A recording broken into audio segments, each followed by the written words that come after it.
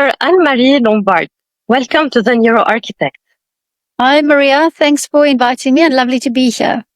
Thank you. Please tell us more about your career path and the motivations behind your focus on bridging workspace design, psychology, and neuroscience. Okay, that's a long history, but I'm going to try to keep it as short as possible. I'm an occupational therapist, which means I come from the human and healthcare sciences. And I worked with children with learning disabilities and neurodiversity for many, many years. Did a lot of travel, came back to South Africa. I live in and work in Cape Town, South Africa. And then wanted to move into the adult space using sensory processing as a tool, which really meant I started to become involved in training and development, and the light bulb was switched on for me. So I moved from being a therapist in clinical space into more of a trainer, a consultant, and a coach working with adults. And I did my Ph.D. in a call center. Now, a call center, for those of you who don't know, is a busy, noisy, smelly, very high pressurized working environment. And I think my interest in design was actually birthed in the call center industry because I saw all the mistakes that they were making with space. I was considering people, and it is my true focus and my true speciality, and it always will be. But for instance, I walked into a call center one day and the operations manager said, they're really struggling with people to perform. And I'm like, well, it's too hot, because the temperature was just way too hot. And the walls were gray, like a dark gray, even nearly black. And I'm like, if you have to work in this environment and it's so hot and the walls are gray, it's not going to work. So I think this is just a very simple example of ongoing mistakes that I was seeing. I was considering it from the human element. I don't know design. I'm not a designer. I'm not an architect. I'm not trained in that area. But I could see the mismatch between person and human participation in those environments and the level of discomfort that was creating and what I was seeing in those particular spaces. So that was kind of where I think the bridge started to build for me. So I also remember my PhD at that stage was really marrying healthcare, occupational therapy with a commercial industry and using sensory processing. So I mean, looking at smells, for instance, in a call center was something that was frowned upon. So when I started this journey many years ago, it was so not existent. People didn't know what I was talking about. Didn't really understand what I was doing. But it was really looking at how can we use space to help people to be as productive, as comfortable as they possibly can. What year was that? I started my PhD in 2005. 2005, 2006.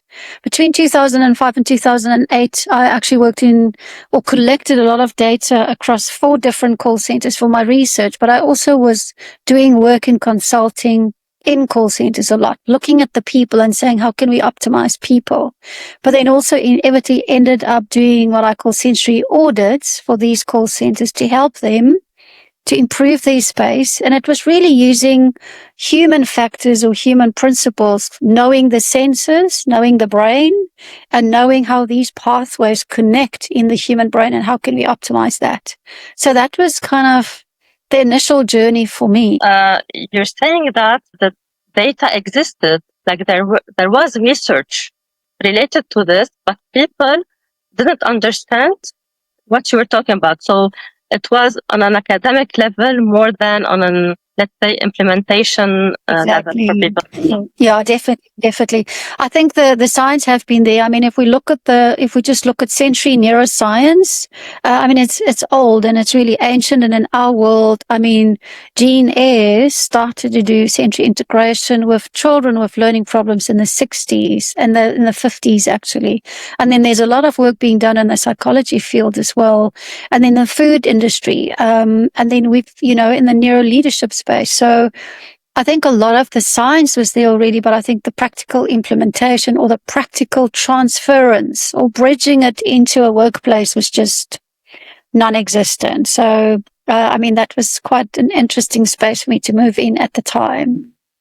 And when, do you feel that you started maybe more succeeding in not convincing, but let's say delivering to people this concept and for them to accept it? Like which year? I think the call center industry for me have always been a little bit of I think I've got a love-hate relationship with them because it was my foundation. I've done my Ph.D. there, but it's a really, really interesting space. I inevitably ended up working more with organizational development companies, with people who want to invest in staff development or well-being programs or performance or leadership or team building. So I actually shifted. I was still using exactly the same principles, but I actually shifted possibly in the early 2008 and 9, and then onwards from there on, I actually did a lot more work with companies and teams and corporates. If we understand ourselves, and sensory intelligence is about understanding my brain, understanding my environment, how do the two connect? And how can we use that firstly to be more self-aware, to self-regulate? So it's for our own personal management, personal leadership, self-mastery, but also how do I apply that with my team? How do I work together better with teams? And then there's obviously mental health and well-being has become huge focus areas, I think post-COVID, obviously. So there's a lot that we do around using the senses for soothing, or using the senses, I would rather say, for self-regulation, and how can people this for their own personal mental health and well-being. But then teams and relationships also very powerful. And then just plain Jane productivity. If I'm noise sensitive and I've got a shrieking loud ringtone on my cell phone, that's not very performance enhancing. Change your ringtone, or change the color of your screen, or declutter your desktop background, or change your office environment. So we've empowered people to understand themselves so they make changes. So how would you define a sensory intelligence for the audience now? There are people who are not in the academic field so in simple words. Sensory intelligence is the understanding that you've got 7 senses and that you are wired differently from someone else. And how you interact through your environment is through those 7 senses.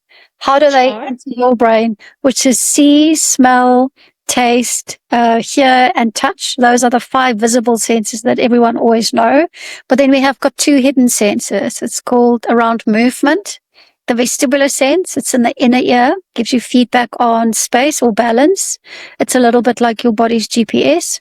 And then every muscle and joint in your body has got receptors that process information through to your brain to help you to navigate and move within space. So these 7 senses for all of us gets entered into the brain a little bit uniquely. We've got different thresholds. Some people are sensitive to sound. They will turn the radio or the music down. Other people have got high threshold and they are seeking sounds. They might turn the music up. So we've got these varying degrees of how we interact with our environment through these sensory pathways. And they reach all of our brains, all 7 of them, quite uniquely and quite differently. And as a result, we will find discomfort in certain senses, or comfort or enjoyment in others. So the key thing here is sensory intelligence about understanding yourself, understanding your 7 senses, your thresholds, and what does it mean for you. And what it means for you could be very different to what it means for someone else. So I think that unique differentiation and individual differences for me, I think that's where our work really also add a unique value proposition into neuroarchitecture. Because I think, so it's like, how do we individualize this process for the people who inhabit those spaces? So there are 2 parts for this. There is the biological part, which is, for example, having like your type of receptors, like the nature of your receptors on the skin or in your cells, that is sometimes larger for people who are more sensitive in a sense, one of the senses, and maybe narrower for people who are not that much maybe sensitive to another type of sense. And there is also the, let's say, nurture maybe, or maybe something that you grow in you according to your surroundings and your culture, and something that you try to silence maybe, because also of your culture and of the mentality around you.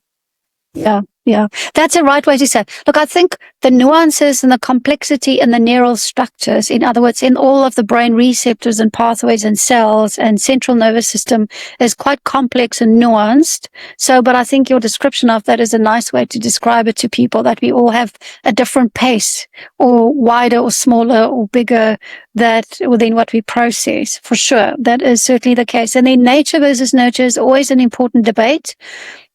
From the work that we've been doing and knowing where this all comes from, it is predominantly your nature. So it's kind of your DNA predisposition, because it is kind of an inherent trait. This is how we are wired. This is most likely how you were born, but obviously upbringing, your exposure, your environment, your culture, all of that is going to influence those development of the human brain, because the human brain is plastic. It's amazing. We can change the human brain until the day that we die. So it is possible to adapt, our brain capacity, or how we utilize our energy in the brain. Yes. It's neither nice nor valid to say to someone you're being too sensitive, because maybe biologically he is or she is. They have receptors that are larger. They have something else biologically, anatomically wise. And maybe with some psychological work on how to process this information, they might become not less sensitive, but they might be able to control or to adapt in a way or to cope with what they are receiving. Maria, that's very important. There's no right or wrong here. This is a key message that we speak about. We all have different thresholds, which means we respond differently to the environment, which means one space could be very conducive for one person, but that exact same space could be quite distracting and overloading for someone else. There's no right or wrong. And I kind of like to call it superpowers, because being sensitive can be a superpower. These people, yes, they might be more overwhelmed or irritable or overloaded by their environment, but they're highly intuitive. They really think outside of the box. They really get into systems and thinking that a lot of other people don't necessarily do. So for us, it's about understanding this and then taking ownership of what makes you unique and what are your strengths associated with it. We can't necessarily change our thresholds, but we definitely can learn how to adapt our lives or our activities that we do around that. For instance, if we do strategies, we use it all around self-regulation. Self-regulation is a really powerful process that we follow. If I know what my body needs and my brain needs, how can I accommodate for that in everything that I do? We've got 3 simple things that we do. One is we call it sensory snacks, not what you eat. For instance, me drinking some water, or playing with a stress ball, or twirling a pencil. These are all self-regulation snacks that we can use in order to keep our brain going. The other one is sensory diets. For instance, if you've got high thresholds for movement, you need to participate in sport, or you need to walk around, or you need to take a lot of stretch breaks. And the other key one that you would probably be a lot more interested in is what I call sensory economics. How do we adapt an environment so that it removes unnecessary distractions for people who are too sensitive, but for people who are seeking more stimulation, can it add the sensory stimulation that their body and brain needs? Because what we are talking about here is unconscious. People are not aware of it because it's not cortex. It's primitive brain. It's not in the upper brain where we think. It's in the primitive lower brain where we sense. It's our gut, our comfort levels. So it's not conscious for most people, but it's not conscious for us. Exactly what I say to people. I built or I designed for your unconscious. Yes. So I need to sit with you, talk to you, and maybe have some laboratory work for people who accept this kind of process. So we have here, like, people who listen to us now, they might think, okay, for example, as a family members are quite near, let's say, in nature. Still, they are different, but more like near to each other. And already in a house, it will be quite complicated to implement this design to suit everyone's senses. What about workplace? What about classroom? What about public spaces? What can we do to make everyone feel that they're part of the space or as much comfortable as possible? Yeah. And that's always a bit of a tricky one. So space is inhabited by groups of people. It's not built for solo, singular. Thank goodness, because we do not live in a vacuum. That would be very, very lonely. We need people, obviously, to engage. So there's a key rule just to design for default. At least just design spaces where you consider all of these elements. And then typically if we design to kind of calm more down. As a sidetrack, I've worked with schools a lot in my life, and schools in general are very guilty of more is more. Classrooms are always busy and colorful and full of information. It's as if teachers think the more colorful the classroom is and the more posters we put up, the more the children is going to learn, but it's actually totally the opposite. If we can learn to tune down, create more calmer, more contained classrooms, it's going to be easier for kids to actually to focus and to be attentive and not get bombarded with so much stimulation. So usually if we have a house, then, the basic rules, if we look at a family, everyone should have a bit of a quiet space. So I'm all for quiet spaces, and quiet spaces could be a chair, it could be a bench in the garden, it could be a little bit of a library nook. It could be anywhere in the house that that's your quiet space. If you feel overloaded or when the world is too much for you, we can revert back to. But then the other thing is open flowing spaces, enough lighting, declutter. So I think if we use those general principles so that we remove excess overload, and I think we're so bombarded with too much because digitally, visually, information, we are all bombarded with information all the time. And home is a haven. Home is a place where we need to feel calm and relaxed and be able to engage. So I think there's a lot to be said about just what habits people would create in their homes to do that. And then I think the other thing is also who needs more quiet time, who needs less quiet time. Also just having that language. I've so often teach people to say, when you speak so loud, my ears hurt. So it's not, why are you so loud and you are in my face and get away from, because that happens because the discomfort is there because we feel overwhelmed. And then the bad thing is sensory input is accumulative. And at the end of the day, we are anyway more irritable and more tired. We've got less resilience and less capacity to manage when there's conflict or where things go wrong. But if we can teach people to have the knowledge and the insight and use the non-threatening and non-judgmental language, it really does help. So do we create spaces in our homes? You need some quiet time, or I think you need to go to bed early. So structures and routine in our homes is also very, very important. So I think at a home, we really need to create a space where it's conducive for everyone, and it's not always possible, but being aware of the individual needs of every family member really helps. And then to have the language to say, maybe you need to go to bed tonight earlier, or go sit in your quiet chair, or first let's go for a walk before we do things. So we can use space, but we can also use how we engage in these relationships.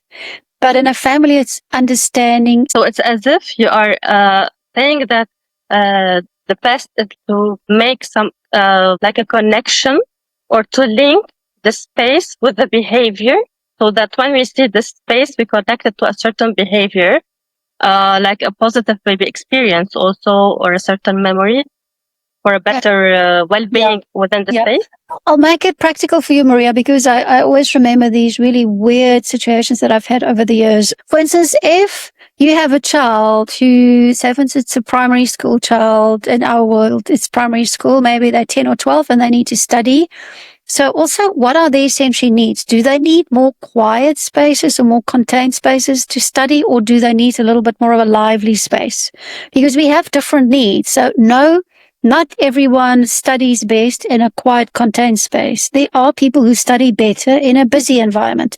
So I think knowing that will help for instance, parents in a family to set up study spaces or quiet spaces so that it fit that child's need. And then also, what are bedroom setup like? Not too much clutter again, declutter, not too much color. I once had a mum who wanted to paint a baby's wall colorful. Like, no, where the baby needs to sleep, that must be more tuned down and more quiet and calmer.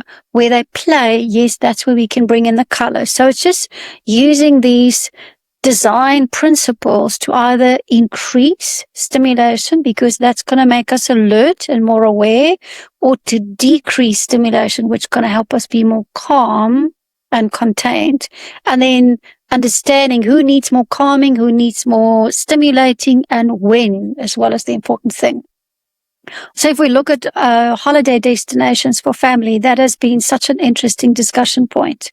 You know, if you're a lot of sensitive people, they might prefer to go on an African safari as opposed to going to India and to, you know, big cities where there's a lot going on. So it's also, how do we choose the right environments and the right activities that's going to suit all of our needs? And then that also becomes interesting, but then we also have to learn to compromise.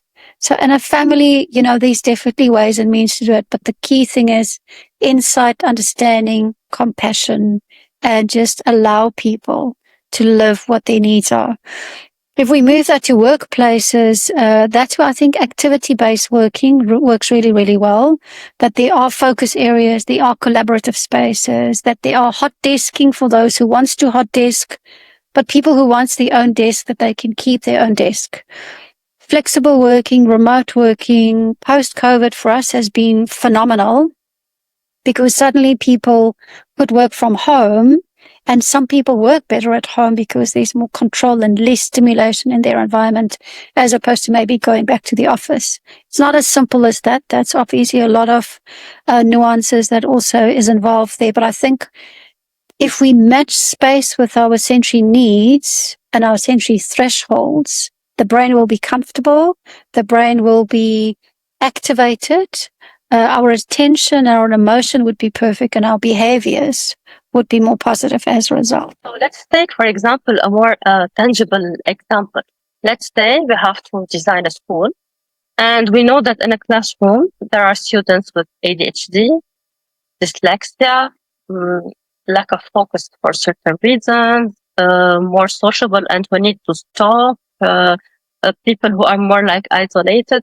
So what is like the type of design that we can do that is the most suitable for everyone in a way or another? Look, I think I always go default is less is more. So less is more, you know, quieter, calmer, less overload, less posters, less visual. And then also seating is also really important. Seating which is comfortable, not too cramped. Make sure that the density is not too high. It also depends what is, you know, what access do they have? How much budgets do they have? How much space do they have? So design for less overload. So design for calming, more organizing spaces in a school. That's the safer option to go for. And then, for instance, you have a classroom where it's really designed to reduce external stimuli. You might have those kids who constantly want to get up and move. Then let them pack up the books, clean the blackboard, take a message to the principal. So it's also empowering teachers to understand their learners, to understand themselves. Why do they get irritable? Because sensory irritations is, again, unconscious. So even teachers get sensory irritable. How can they accommodate for those children then separately, but design for organizing and more calming spaces? Because I think in general, the world is too overloaded. And schools definitely are. And as a tangible example for a workplace, I understand that we can create like a space with, certain temperature, certain humidity, certain colors, but also we have to do some training to the employees or to the team to know how to communicate with each other, to use a certain, volume in communication or a certain way to talk to each other, and to maybe lower the volume of their cell phones. And what else can we do? I think it's a little bit, I think what you're referring to there is what I often call just plain Jane simple open plan office ethics. How do we manage space if we have to share that with other people? So I think there's some general rules on, how do we, and we can even go as far as, for me, it's a little bit like respectful, know that my needs might not be someone else's needs. So sharing space always means there must be a level of consideration and respect, but then also understanding really helps. But then people don't know it themselves. So for instance, there is a focus area. When do you need to use that focus area and why? Or if there is a collaborative space where you can go and socialize and work with other people, do you need that space more? Why do you need that space more? Because people don't always intuitively choose the right spaces, what works for them. So I think that is really, really important.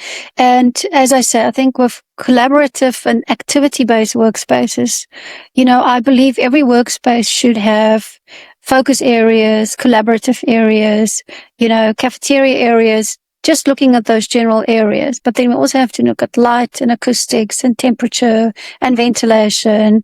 There's so many elements to consider. If I do essentially audit these 50 best practice principles that I actually work through a checklist and it's not looking at design per se, it's looking at how does the human brain connect with space? And I'm looking at those connection points. How do we consider those connection points for people to be as comfortable as possible? Because then they're going to work better. It's as simple as that. To give an example, I worked with a call center many years ago. They rebuilt a whole new call center, and I was part of the design team who built a chill room. And the chill room was a quiet space. It was dark. It was looks like a little bit of a hobbit house where there were these walls with these holes where people could go sit in pockets, and it was dark. It was purple, soft, gentle colors, all dark, no noise, and people could go in there if they've been on a difficult call just to sit and relax a little bit. And some people did power naps there, brilliant, because the space allowed them to move out of that stressful arena, go into the quiet space, which was their pause area, and then come out of it again. And then there's rules. You're not allowed to eat there because it's not an eating area. It's actually a rest space.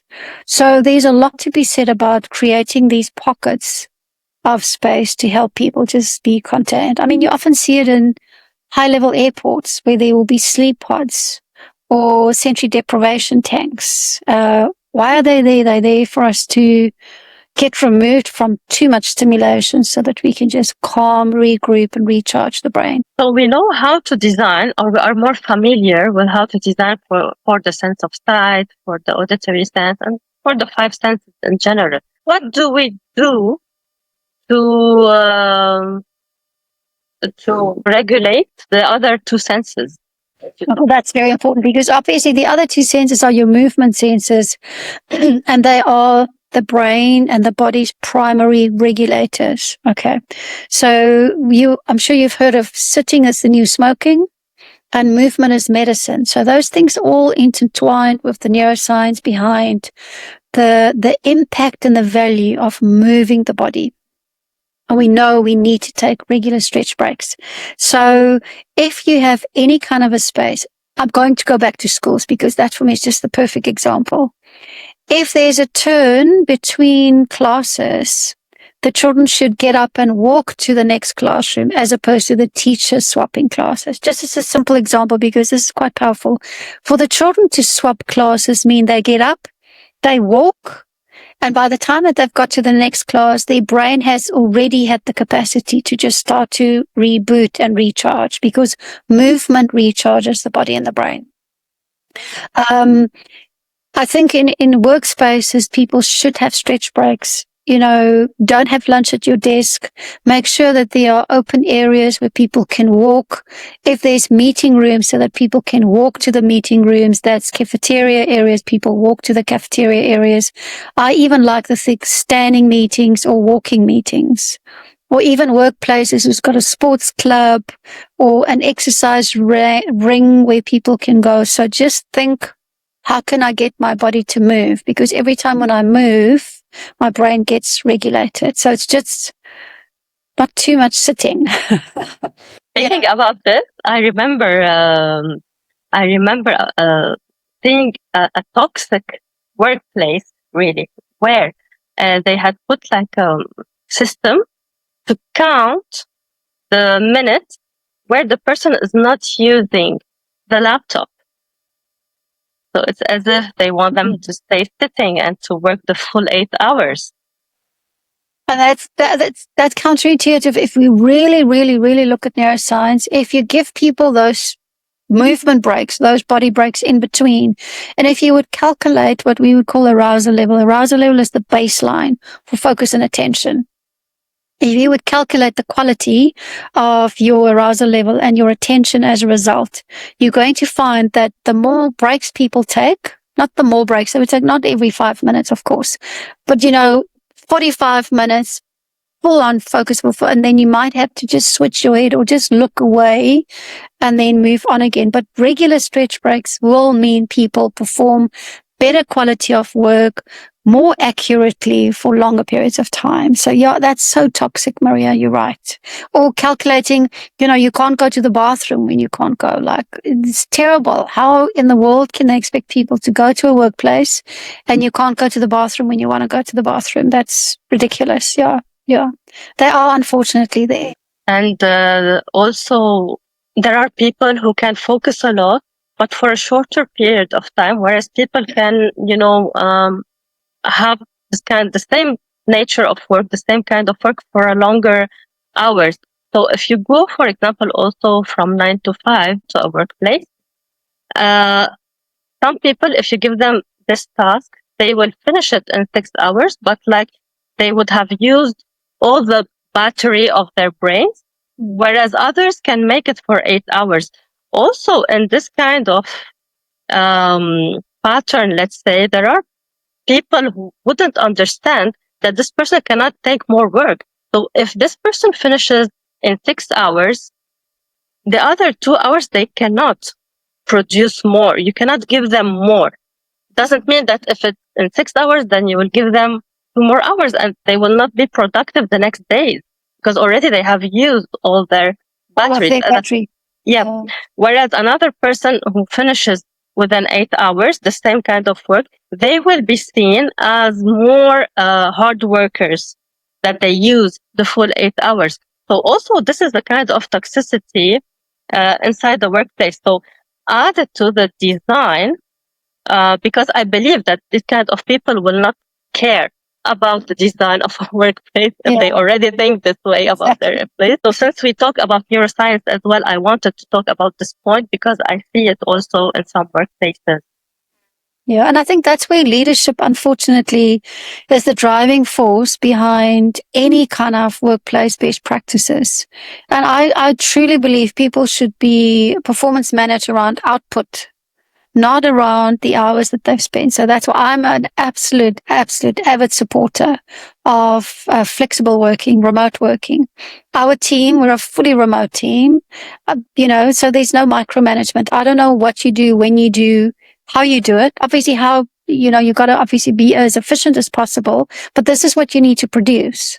Wherever you sit to produce it or whenever you do it, it doesn't really matter. It's about, being, managing people on output, and on delivery as opposed to how they do it or being able to see them. It's quite sad. I think there's a lot to be said about leadership, but then there are brilliant leaders out there with brilliant organizations that are, tick all the right boxes. But if they do, people are going to work harder, work better, stay longer. It's a win-win situation. So this is just also to say that it's scientific based. What we're saying, it's not about a mood. It's not about the person being too sensitive. Eventually, this person will link the workplace to a bad memory. It will make them feel that I don't want it. I don't want you. I don't want people with your character.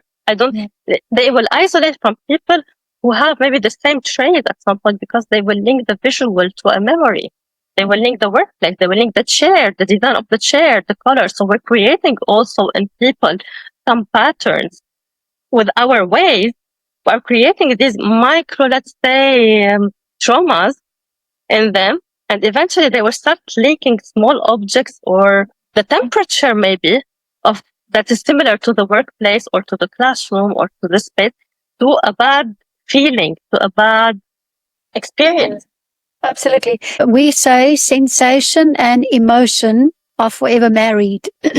So you can't have a sensory experience without an emotion, because also the parts where they lie and where they connect in the brain is right next to each other. And there's a lot of overlap. But remember, the brain first sends, because information enters from the environment through the bottom part of the brain. It doesn't enter at the top. It enters at the bottom.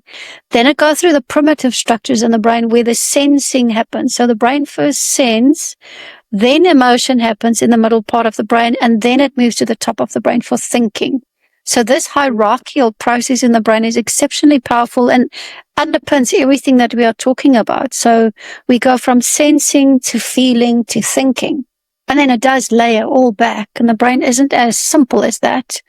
But sensing happens unconsciously. Sensing happens first, and we do tie certain emotions or people or behaviors around that. So knowledge in my world is power. If you understand how you are wired, why do you respond like this? What is the best environment for you, and how do you optimize that? You know, people can take also some accountability for themselves and make better choices. This is what is called sensory matrix. The sensory matrix, I'm glad you brought that up. So obviously what happened when I started this work many, many years ago, I did my Ph.D. on another assessment, but I wasn't happy with the assessment. So I had a long, difficult journey juggling through what kind of assessments are out there. And remember, I'm an occupational therapist. There were the psychology assessments as well, but we kind of we do the same thing, but from different perspectives. So I actually built the sensory matrix is an assessment. It's a self-assessment where you can measure your own sensory thresholds. Are you sensitive to noise? Are you seeking movement, touch, visual, auditory, all of it? We can actually map out with your sensory matrix. So it's a self-assessment. And then knowing your results, start the process of, okay, where can I change my environment or my actions or my behavior or my insight to get more out of my day, to be more productive, to get along better with people in my life. And then we also use that for if we work with groups or with teams. So the sensory matrix is an assessment that always preempts all the work that we do, whether we work with individuals or whether we work with groups. And then we've trained more than 500 people all across the world now in our methodology. So there's a lot of therapists and psychologists and coaches, workplace designers, even medical doctors who actually get the sensory matrix. People do it, and then they incorporate that into their particular work that they do with people. We as a team and as a core team only work with corporate teams and organizations on using these principles. So then there's also a lot to do on sensory audits. How can we look at space from an end user point of view? So it's measuring where does sensory and space collide without going into the design. So I'm often part of a design team, or I'm work with architects or work with designers, because we look at the people piece. And then if you bring the design piece and then if you put them together, that's where a lot of the magic happens now. So you are behind the name of sensory matrix? Yes. Okay, perfect. And how can people have access to this? So is it something online, or do they have to fill like a questionnaire, ink on paper, and then consult a specialist about it? Okay, that's a good question, Maria. Obviously, no, it's all online and it's quite accessible. So people can go to our website, www.sensoryintelligence.com, and we've got a free quiz. So you can literally just play around with it, 15 questions, and give you a bit of an idea. Do you have low, medium, or high thresholds? But then after that, you are welcome to do the full sensory matrix online. So it's all online, it's all automated, and it's all available. And obviously just remember, the design behind that is based on my research and all the experience that I've had for more than 30 years. So there is an algorithm that would actually map out your scores and then will produce a report for you. And that report is then giving you insight and guidance around activity, environment, and self-regulation. We also look at home and work. And it's quite an empowering tool for you to understand yourself better. And then a lot of people just read the report and that's already a lot of aha moments for them. Or you could choose to work with a coach or a therapist. It's being used a lot in the neurodiverse population as well. If there's people with ADHD or ASD, then we've got a whole group of practitioners who's trained in this, who uses the sensory matrix as part of that. Or if you want to work with your family, or if you want to work with your team, or if there's workplace design that wants to take design even to the next level and bring in understanding people who inhabit that space. We also do that then from a group point of view. Yes. We're gonna add the link in the description box. I'll share all the links and we can share it in the description, and then people are welcome to go browse around. Yes. Any final word? Don't dare to dream. I think for me, my journey was quite atypical I'm not the typical occupational therapist. I moved a little bit out of the box, and I was constantly challenging the status quo and asking questions that no one else was asking. And although sometimes it was hard, I think with that, it was a whole brand new world that opened up for me. So I think people need to know yourself and follow your dreams. And I think also the other key thing for me is everyone is different. And I think if we are more compassionate with ourselves and the people particularly close to us, it adds a whole new dimension to who we are and how we live our lives. I mean,